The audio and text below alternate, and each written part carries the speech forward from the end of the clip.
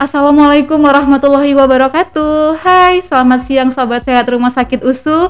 Bagaimana kabarnya hari ini? Kami harap kita semua dalam keadaan sehat ya.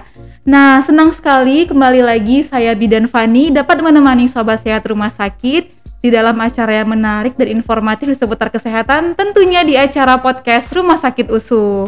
Nah Sobat Sehat, kali ini di episode kali ini kita akan membahas tentang pengentalan darah. Nah, apa sih pengentalan darah itu? Apakah berbahaya gitu kan? Nah, untuk informasi nih, pengentalan darah itu berbahaya loh untuk kesehatan. Bisa menyebabkan stroke, terus bisa menyebabkan sakit jantung ya dokter. Kemudian kalau pada ibu hamil, bisa menyebabkan keguguran dan juga kematian janin dalam kandungan. Nah, untuk mengulik apa sih sebenarnya pengentalan darah itu, telah hadir bersama kita narasumber pada kali ini, Dr. Dairion Gatot, spesialis penyakit dalam, konsultan hematologi onkologi medik. Beliau merupakan salah satu staf pengajar Departemen Ilmu Penyakit Dalam Fakultas Kedokteran USU dan juga Ketua Divisi Hematologi dan Onkologi Rumah Sakit USU dan Rumah Sakit Umum Pusat Haji Adam Malik Medan. Selamat siang dokter. Selamat siang. Nah, bagaimana dan sobat sehat semua, sobat sehat semua. Senang bertemu. Iya ya dokter. Bagaimana kabarnya nih dokter hari ini? Alhamdulillah sehat. Sehat ya dokter ya. Kayaknya dokter ini semangat nih pengen bahas ini ya dok ya. Nah, kali ini kan kita membahas tentang pengentalan darah ini ya kan dokter. Benar. Nah dokter, sebenarnya ya apa sih pengentalan darah itu? Kok bisa gitu dok darah kental gitu? Iya, jadi kental ya. Coba dijelasin dok. Kenapa dia tuh ya kok bisa kental-kental pula dia? Iya. Oke, baiklah ya. Selamat siang ya sobat sehat semua ya. Ini yang penting sebenarnya. Kayak kita dengan berharap dengan pengenalan ini nanti supaya janganlah tidur jadi pasien neurologi, jadi jantung, kayak gitu kira-kira. Jadi dengan edukasi ini kira-kira ada hal yang bisa kita proteksi ya. Pengentalan, kental darahnya. Jadi kalau kental darahnya sebutannya kalau kami di medis ini namanya hiperkoagulasi. Koagulasi itu namanya gumpal-gumpal. Jadi koagulasi. Jadi hiper terlalu menggumpal. Secara normal darah itu kalau luka harus gumpal. Kan ada juga ya. Iya, kalau ada luka tidak gumpal-gumpal, ya gelap juga. Seperti penyakit, ada penyakit lain tuh. Namanya salah satu ya contohnya penyakit apa? Hemofilia. Nah, itu dia. Tak mau gumpal-gumpal. Ini dia gumpal, tapi dia nggak luka pun gumpal saja terus. Itulah masalah sama kita jadinya. Itulah dia. Jadi hiperkoagulasi. Jadi bahayakah pengentalannya? Bahaya. Apa akibatnya? Akibatnya adalah trombosis. Ini umum ya, secara umumnya ini trombosis apa itu? Penyumbatan. Di manakah bisa sumbat? Yaitu penyakit stroke itu adalah bagian dari ini. Stroke, serangan jantung yang katanya akut iskemi itu, ya serangan jantung itu adalah akibat kental darahnya sumbat dia jadinya. Darahnya menyumbat, alirnya terganggu, bisa kematian orang. Gangguan otak kan, ya stroke, cacat.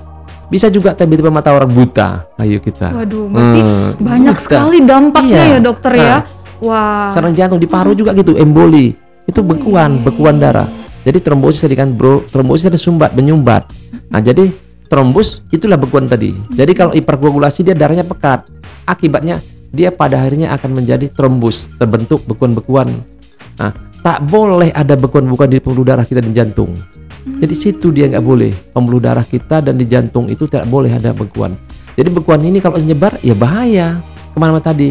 Yang sering semua yang mana ada urusan darah lah. Jantung sering kali. Paru emboli. Mata bisa. CRVO. Ke mata dok? Iya, buta tiba-tiba. Jadi biasa dulu.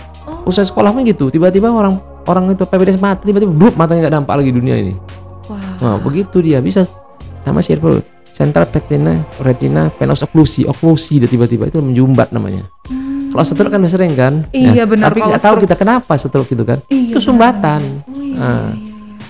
Atau kaki orang yang hitam itu, pernah lihat kaki orang yang sakit gula kan? Hitam kan? Dokter. Itu juga trombosis. Seperti akibat itu apa? Ya, ini akibatnya oleh karena salah satu yang bisa risikonya faktor risiko dia ya yaitu sakit gula. Banyak itu sakit gula, hipertensi, gemuk, hiperkolesterol ya. Nggak bergerak-gerak, gemuk, kalau obesity pun bisa menjadi darahnya lebih pekat.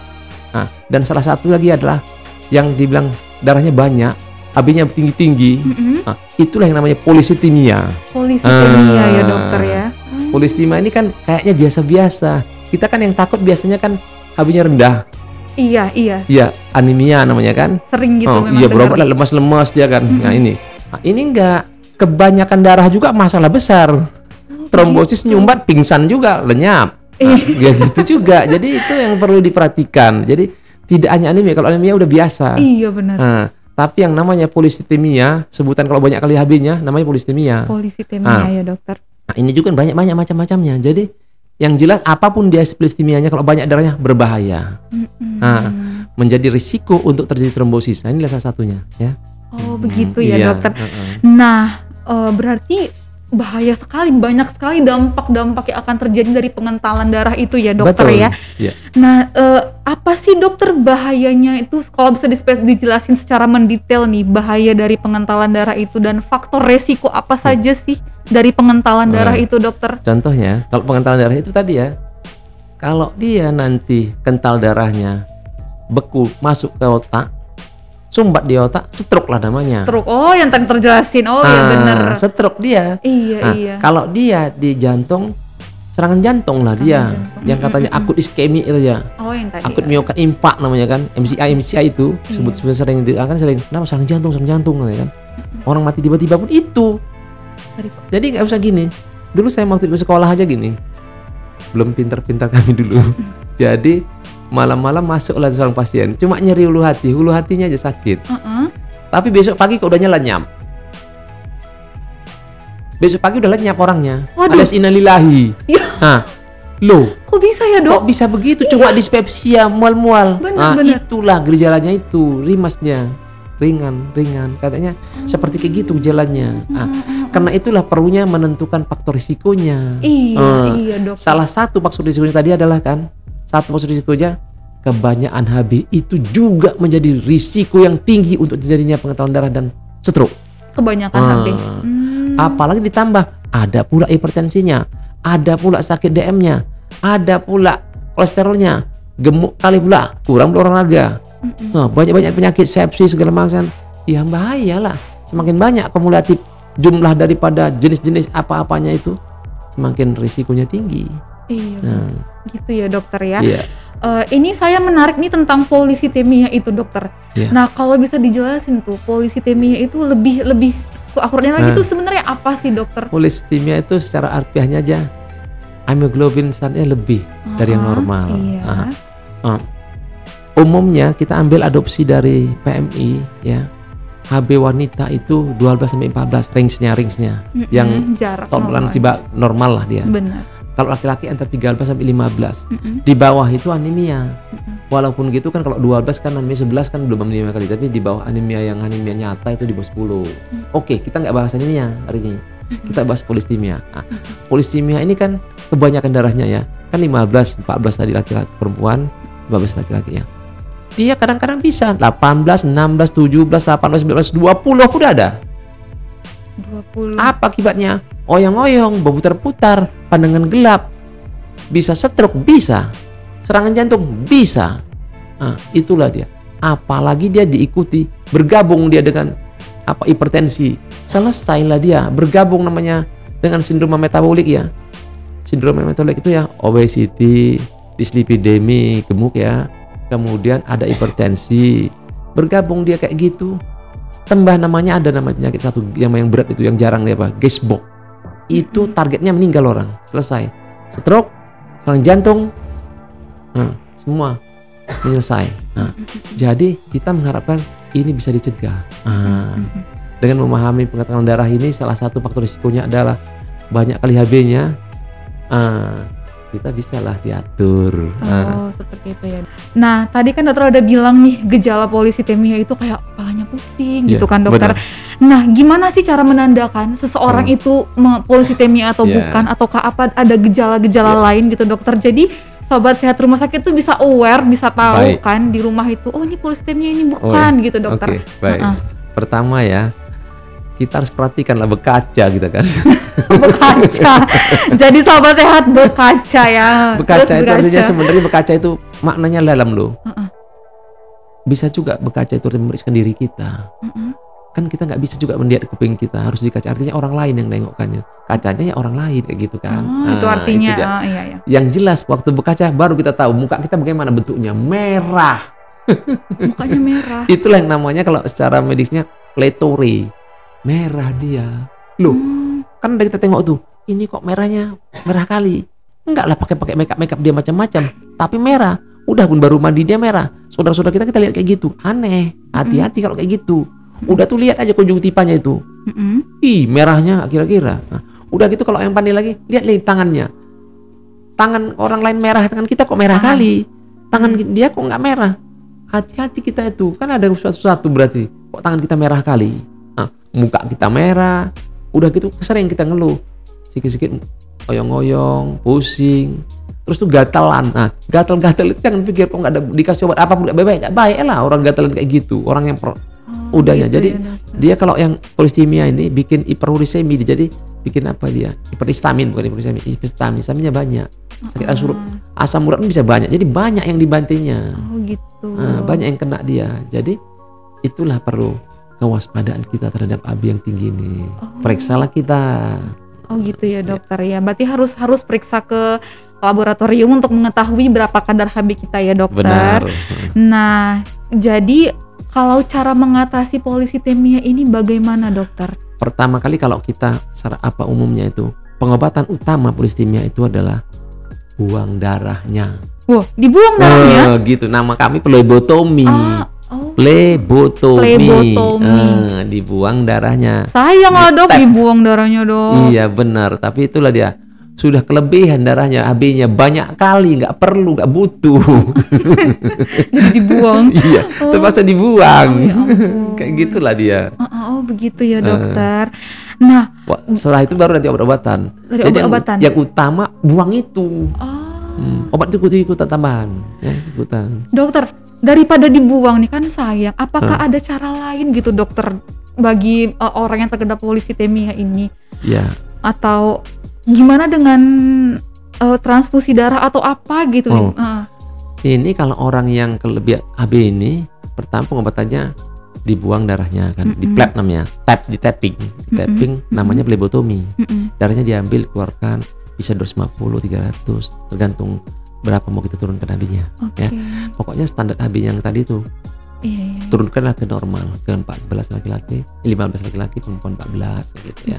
Dibuang dia di beberapa kali. Nah, kalau memang dia definitif dia polisitemia sesuai dengan bedik dan kami diagnosa dia benar, ya itu tertentu obatnya. Oh begitu ya dokter.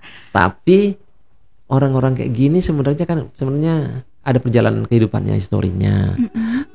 Saya sudah meneliti ya dari sekitar 300 orang, 600 orang ya peserta orang udah mau kerja itu kami periksa AB-nya. Itu 30% tinggi AB-nya, lebih dari normal.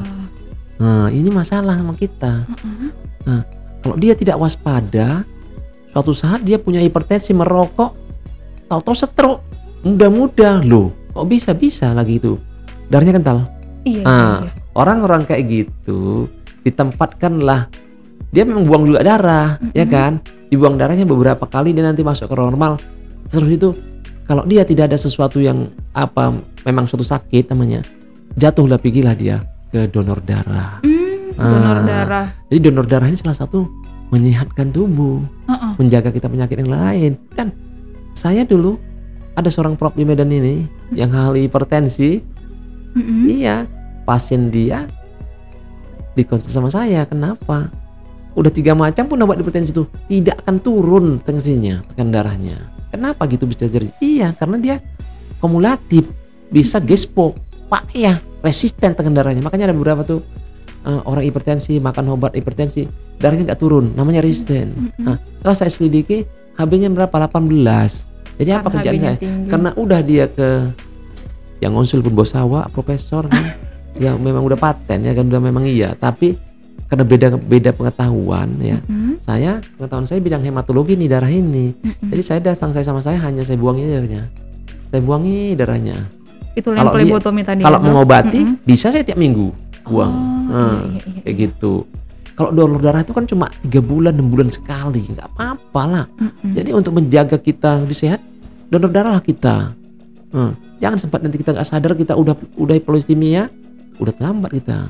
Jadi Dok, ya? waktu muda-muda saya sangat menganjurkan supaya kita menjadi peserta donor darah. Nggak ada itu gunanya darah kita lebih. Iya. Malah masalah mengancam kita. Jadi saya ingin mulai hari ini dan seterusnya nanti mengajak saudara-saudara kita, teman kita, jangan takut donor darah. Memang darah itu kita nggak ada gunanya dalam darah kita kalau berlebihan. Nah, kalau uang ya berguna kita simpan ya. Tapi kalau darah nggak bisa disimpan di dalam darah kita, di dalam tubuh kita nggak bisa disimpan dia. Benar. Tapi kalau kita donorkan dia bisa disimpan dia di sana, di tempat PMI, atau di bank rumah sakit. Dan menolong orang lain juga bisa ya orang dokter. lain. Iya benar. Jelas. Kita nggak akan mendapatkan suatu polistemia HB yang banyak itu. Kita teratur dan tertib, dan kita juga bisa menolong orang dan sangat menyenangkan. Nah dokter, mengenai donor darah nih dokter, apakah ada kriteria khusus untuk orang yang ingin mendonorkan darahnya gitu ya, dokter? Tentu PMI udah pokoknya kriteria. Paling enggak umurnya 17 ya, 60 tahun ya. Kalau dia sehat, tentu berat badannya sekitar 45. Kalau tekanan darahnya sama orang itu memang agak tinggi nggak boleh, tapi sama saya boleh semua. Nah, karena sama saya lebih datang orang untuk berobat kan, polistemia. Polistemia dengan hipertensi ya dibuangnya darahnya nggak masalah itu. Gitu ya, cuma kalau darah yang mau dipakai itu tentu kriterianya lebih bagus lagi gitu, agar darahnya bisa dipakai. Bukanlah semua donor orang ada 100 terus 100 harus dipakai darahnya, belum tentu. Karena dia ada lagi testing viralnya, bakterialnya. Itulah bikin kadang-kadang darah jadi mahalnya di situ untuk testing. Menyatakan seseorang donor darah itu sehat, darah yang mau dipakai ini itu yang agak mahal. Nah, tapi darah itu perlu menyelamatkan orang juga ya. Iya. Jadi datanglah. Nah dokter, kalau gini kan, kayaknya orang itu kalau dengar donor darah kan, aduh serem gitu ya kan dokter. Sebenarnya kan ada nggak sih dok bahaya dari donor darah itu sendiri? Bahayanya, ya bahaya dicucuk lah, ambil darah. Bahaya dicucuk. Waktu kita kena ambil darah, waktu kita ngambil darah mau periksa darah biasa itu kayak gitu aja. Jadi nggak ada bahayanya karena seremnya donor darah ya ampun. Kalau yang tertib teratur tak ada masalah. Nggak ada masalah ya dok. Ya. Nah jadi sobat sehat, donor darah itu sebenarnya menyehatkan dan juga kita juga bisa menolong orang lain ya dokter. Benar. Iya.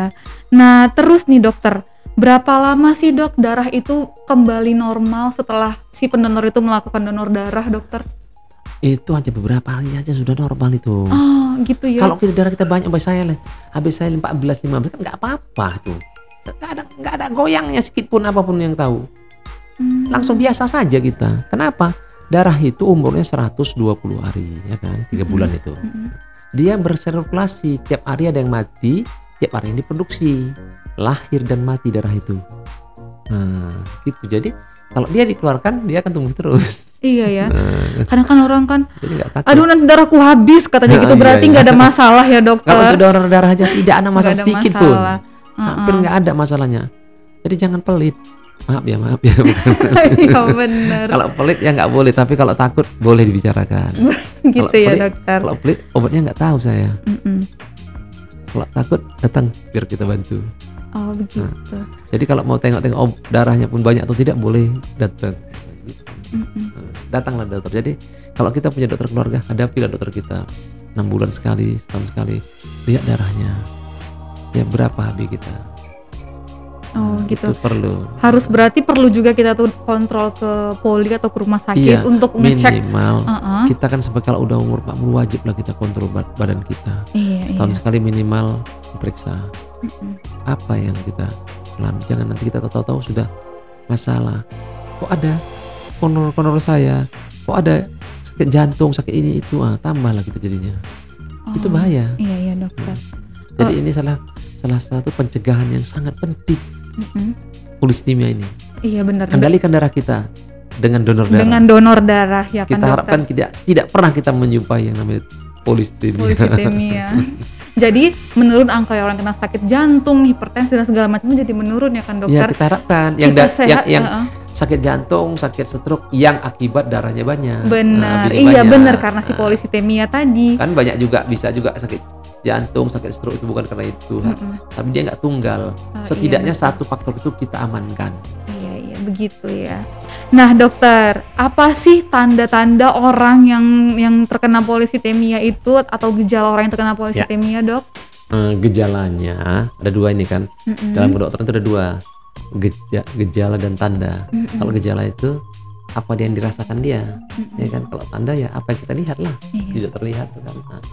Kalau dia gejala-gejalanya sakit kepala dia, kalau mau keserangan mata kadang-kadang matanya mau kabur katanya, kadang-kadang kenapa dok katanya, gitu dia. Terus lemes dia, dan mudah capek, dan yang paling khas ini juga ya, gatelan dia. Gatelan tadi. Pruritus ya. Karena darah itu ada melepaskan histamin namanya. Histamin itu kalau di buku dia katakan dia gatel dia kayak dia. Makanya kita kasih CTM itu antihistamin. Biasanya coba CTM lah kan, antihistamin. Tapi kok nggak membantu-bantu. Itulah dia. Gatel terus. Ya itu. Baru dalam pemeriksaan kami dia nampak mukanya itu merah, ya merah itu kan hiperemis merah kali dia. Ini berapa banyak? Seperti yang ini ya dok ya, merah, kayak pipi kemerahan. Merah kali ini gambarnya kenapa ya? Kok gitu dia berubahnya? Merah dia, jadi merah. Hiperemis namanya pletore. Terus pletore namanya. Terus itu tangannya lihat itu, tangannya melar dia. Namanya erythromelalgia. Kecil dari jarinya nih kayaknya, tapi dia jadi panjang. Kayak gitu dia. Terus itu sebenarnya satu lagi yang paling penting, buka tangan kirinya gini, bandingkan tangan orang lain. Kalau tangan kita lebih merah sekali dibandingkan tangan orang lain tuh hati-hati kita. Mungkin kita bagian dari merah-merah itu tadi yang polisitemia tadi ya dok. Tentu dia bisa dapat namanya heparnya besar, splennya besar kayak gitu. Itu jumpa ke dokter lah kan kayak gitu. Iya benar. Tapi paling enggak perhatikan tangan merah. Aneh kalau tangan kita merah kali. Ya, telapak tangan kita aja pada merah kali enggaknya. Udah melar enggak tangan kita? Panjang segini. Jadi panjang dia. Seperti kan gambar ini ya, dok ya. Itu, kan. Itu namanya erythromelalgia, merah dia. Facial pletorea merah dia. Sama pembesaran hati yang bawah bisa, ini ya, dok ya, kan, sama gatal-gatal tadi. Itu kan enggak payah, tapi kalau ada mata yang mukanya merah, itu kan gatal-gatal, suka pusing-pusing, ngoyong-ngoyong. Jangan bilang anemia aja, kebanyakan darah bisa juga. Iya. Gitu dia. Begitu ya dokter ya. Dok, kita kembali ke, saya ada penasaran juga tentang plebotomi gitu dok. Nah plebotomi itu sendiri sebenarnya berbahaya nggak sih dok? Atau gimana gitu? Tidak juga berbahaya. Nggak berbahaya ya dok ya? Tidak ada bahaya. Apabila tuh yang asal penting melakukannya, udah pernah melakukannya, udah terlatih, nggak ada persoalan apapun. Nggak ada bahayanya ya dok.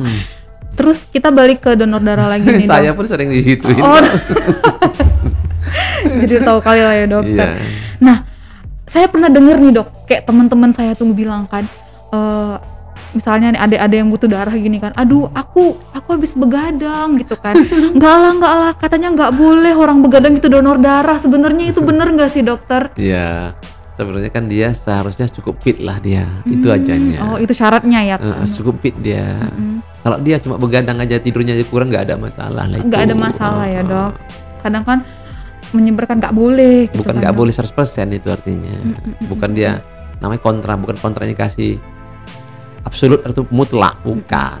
Seratkan gitu. Sebentar 15 menit 1 jam udah selesai kan bisa jamin. Iya dok, berarti boleh ya dok. Boleh ya? Gitu. Nah dok, kita kan udah sampai di penghujung nih dok. Oh iya. Nah, apa sih pesan dari dokter kepada sobat sehat rumah sakit USU gitu? Pesan saya pertama ya tadi saya mengingatkan ini, kewaspadaan ya, bahaya pengentalan darah. Ya, pengentalan darah ini akibatnya sangat fatal ya, stroke walaupun hidup tapi bisa cacat. Ini yang masalah kita besar. Cacat dia kan. Akibatnya teman saya sendiri pun seperti itu kan, cacat. Dokter kita pun ada kan. Jadi itu dia. Serangan jantung juga bisa meninggal langsung. Kalau mata buta bagaimana pula? Ngeri lagi. Adakah pernah saya dapat pasien itu? Ada. Makanya saya kadang-kadang takut. Jadi saya takut kali saya. kenapa itu nggak bisa tertolong ibu bapak ini dulu ya, saya pikir. Masih umurnya 50 tahun udah nggak nampak apapun. Ya jadi pesan saya meningkatkan kewaspadaan kita ini, pesan ini ya. Jadi namanya kalau dia pekat darahnya kan hiperkoagulasi, nama kami ya, sebutan kami hiperkoagulasi. Tentu kalau hiperkoagulasi dia mudah trombosis tadi tuh. Trombosis masih menyumbat. Trombus itu terbentuknya, mudahnya terbentuk bekuan-bekuan di dalam darah yang secara normal tidak boleh ada. Kayak gitu dia. Apa yang harus kita ketahui? Yaitu faktor-faktor risiko bisa terjadi pengentalan darah itu. Itu yang perlu ya. Yang kita tahu. Ya ini banyak ini nanti. Tentu kita ini perlu ini membicarakannya panjang ini ya. Ada beberapa nih. Contoh yang saya bacain sedikit-sedikit ya, makanya kalau didengar nanti direkam. Ingat-ingatlah. Ya, arteriosklerosis, penyakit pembuluh darah. Ya. Kemudian merokok. Ya, saya bukan memaksa berhenti merokok, nanti tutup pula pabrik. Tapi yang jelas inilah penyebab terjadi hiperkoagulasi, trombosis ya. Nah, udah gitu hipertensi pula dia. Diabetes alias sakit gula. Jadi belum pun diabetes, kalau dia gulanya udah mulai naik-naik itu nggak boleh, bahaya itu. Udah gitu gangguan kolesterol, ya hipertriglycerid kolesterol triglycerid itu ada ya, di kolesterol kan banyak macam-macamnya. Udah itu. Kemudian bagi yang oral kontrasepsi itu perlu juga dia evaluasi betul-betul ya. Bukan kita larang kontrasepsi itu, tapi sebaiknya dokternya harus memahami betul apa yang bahaya. Kalau matanya udah merah, kalau HB-nya 16-17 dia perempuan, tolong diperhatikan. Nah, kalau perlu dikonsultasikan ke penyakit dalam. Kayak gitu dia. Itu bukan biasa aja kok, banyak. Kan yang jadi perhatian selama ini kan anemia. Begitu juga trombosit rendah. Tidak. Trombosit banyak bahaya. HB banyak bahaya. Kurang salah, lebih pun juga salah ya, Dok. Itu udah dia ya, estrogen. Itu. Jadi apalagi kalau orang-orang yang infeksi kan, itu kan udah itu jarang bergerak. Ini bahaya. Jangan kita pikir kalau orang tua kita udah mulai tak punya gerak-gerak di jalan lagi, bahaya itu. Pastikan dia harus dilakukan pengobatan. Itu harus bergerak, orang harus bergerak. 3 hari orang tidak bergerak, pekat darahnya. Apalagi zaman sekarang kayaknya semua serba canggih, jadi orang tuh malas berjalan ya, Dok. Makanya jadi banyak ini, nggak usah sebutkan satu persatu ya, tapi banyaklah penyebab penyakit-penyakit yang akan bisa menyebabkan darahnya pekat, terutama di dokter. Dan ada yang pelajaran saya, ada orang turun dari pesawat, seorang dokter gigi dari dari Jakarta, pergi ke Amerika, ya, sampai sana di jalan dia jebrak, jatuh. Kenapa itu terjadi? Dijelaskan apa itu penjelasannya? Itu trombosis. Trombosis itu tidak ada gerakan di pesawat itu bahaya. Jadi dia bisa, itu namanya sindroman perjalanan namanya dulu kan. Ya itu bahaya ya, itu. Jadi jangan kita seremeh. Maaf, jangan remehkan hal itu. Terus itu lagi yang sering saya dapat di beberapa kasus-kasusnya. Kan ada pulang dari operasi kan, pulang dari operasinya oke. Di rumah tahu-tahu jerek hilang dia. Waduh. Innalillahi dia. Iya. Apa sebabnya itu? Iya. Apa kan kena sambat pula lagi? Aduh. Itu kenapa? Itulah trombosis. Inilah yang tadi. Apa dia tuh? Kalau operasi dia di rumah sakit, otomatis dia akan imobilisasi, gerakannya menurun. Operasi, imobilisasi itu adalah risiko tinggi untuk terjadinya sumbatan. Seperti itu ya, dokter. Itu. Jadi udah bisa dijawab, artinya kok bisa meninggal tiba-tiba, tapi di rumah sakit udah bagusnya dia pulang, nggak ada apa-apanya, orang bedah pun oke. Tapi inilah saya ini kalau diedukasi siapa saja, medikal pun nggak ada masalah. Jadi perhatian kita semua. Karena di bukunya jelas dikatakan seperti itu. Dalam penelitian buku ya, pasien operasi itu ya dari 10, 7 itu bisa trombosis. Dan yang paling hebatnya lagi, nggak ada gejalanya. Jadi macam inilah, HB merah, muka itu. Terus nggak ada pula sakit-sakit dia. Ya belum sama dia mungkin dia masih tahan. HB-nya 17, perempuan 18, laki-laki 18, 19 masih tahan. Macam inilah. Saya meneliti ini. Saya ada pemeriksaan kesehatan dulu tahun 2012 saya periksa ini. Sampelnya ya 534 orang mau ngambil kerja, lamar kerja. Maka saya dokternya periksa, ya laki-laki ada 77, wanita 23%, ya. Umurnya muda ini 23 tahun, 25 tahun, 26 kayak gitulah. Mau kerja, mau cari kerja dia. Jadi saya dokter periksa, jadi saya periksa darahnya. Ini dapatnya, ya. Polisitimia itu 36%. Hampir setengah ya, waduh, terjadi. 193 orang, pria 154 orang, wanita 23 orang. Jadi 2 kali lipat, hampir 3 kali lipat yang laki-laki. Karena laki-laki hobinya rokok, itu termasuk juga. Dan jangan lupa, dekat ngerokok pun kena. Perokok pasif ya dokter. Jangan pikir nanti aman awak, jangan rokok. Orang itu yang merokok apa pula. Jadi betul itu, kalau dekat orang nggak bener kita, kena imbasnya kita. Nah, jadi jagalah kita. Jadi karena banyak kali saya pikir ini, makanya saya senang ini mengingatkan kita yang wanita, laki-laki muda, wanita ini, orang-orang muda ini 24-5 tahun ini yang mau kerja ini, segitu banyaknya. Dulu saya dapatkan ada yang 20, ada 5 orang itu, kalau 20, 18 sampai 20 HB-nya.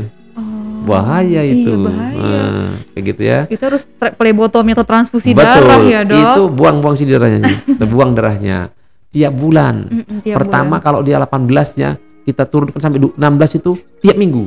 Oh, begitu ya, Dok. Itu agresif. Kalau dia 18, 19 itu pokoknya kalau laki-laki sampai 16, perempuan sampai 15 sudah, atau 18 sampai laki-laki, 16 perempuan. Nah gitu. Cepat ditarik. Tiap minggu nggak apa-apa ditarik. Oh begitu ya. Kalau donor itu 3 bulan, 6 bulan sekali, kan gitu bedanya. Ya. Jadi aman lah, lebih aman lah donor kan aman. Oh gitu ya. Iya, jadi itulah pesan saya untuk salah satu mengurangi bahayanya kita menderita itu, baiklah kita sama-sama jadi donor darah. Donor darah. Iya, nggak usah takut ragu untuk donor darah. Sekarang darah kita ini sangat dibutuhkan, ya, karena tempat-tempat bank darah kita sekarang menurun sekali selama zaman ini begini. Jadi saya menghimbau kepada para pendengar yang mendengar sobat sehat ya. USU ini, kalau mau datang ke USU pun nggak apa-apa. Datang ke USU ketemu sama dokter Gatot untuk konsultasi ya, Dok. Ya, supaya kita atur dan bisa jadi donor. Donor teratur dan tertib di rumah sakit, kan membantu kita sama-sama, kita bantu ya. Bantu masyarakat. Saya pikir itulah sampai sana. Jadi mari donor ya. Iya, mari donor darah. Jadi dokter, kalau ada sobat rumah sakit yang mau konsultasi sama dokter nih, ini gimana caranya nih, Dok? Atau ada hal yang mau ditanyakan gitu? Boleh lah. Kan sekarang boleh juga pakai HP. Oh iya. Boleh nanti boleh, Dok. Boleh. Tapi kalau kadang-kadang saya kan pekerjaan saya mengajar, mentraining. Kalau belum dijawab bersabar. Gitu dia. Kalau perlu di WA saja dia apa pertanyaannya. Kalau saya akan jawab, nanti saya hubungi ya, baik melalui HP dan atau yang pertanyaan saya jawab nanti saya hubungi juga. Oh begitu ya, dokter. Ya, nah untuk kita terbuka sama-sama. Saya bantu kita ya. Iya, untuk sobat rumah sakit mungkin yang mau berkonsultasi, nanti nomor WA-nya boleh dilihat di deskripsi dari podcast ini ya, dokter ya. Baik. Boleh ya kan, dokter? Boleh, saya silakan. Gitu ya. Nah, terima kasih dokter Gatot telah meluangkan waktunya untuk hadir di acara podcast rumah sakit. Nah, kami tahu kan dokter kan sibuk nih. Makasih banyak ya dokter udah meluangin waktu. Sama-sama yang bisa membantu masyarakat kita, para sobat rumah sakit ini ya, biar bisa membantu memberikan suatu wawasan yang baru ya, sama-sama kita bekerja dan beribadah sehingga menghibur diri kita dan menolong orang kan menghibur diri kita. Terima kasih. Iya. Iya dokter. Nah, sobat rumah sakit USU, demikianlah podcast pada hari ini. Semoga informasi yang telah disampaikan narasumber dapat menambah wawasan kita semua. Nah, kembali lagi, jika ada sobat sehat yang ingin menyampaikan kritik dan saran ataupun pertanyaan, bisa langsung komen di kolom komentar di akun YouTube kita atau dapat menghubungi ke official account Rumah Sakit USU @rumahsakit.usu. Nah, untuk itu saya tutup dengan wabillahi taufiq wal hidayah. Wassalamualaikum warahmatullahi wabarakatuh. Sampai jumpa.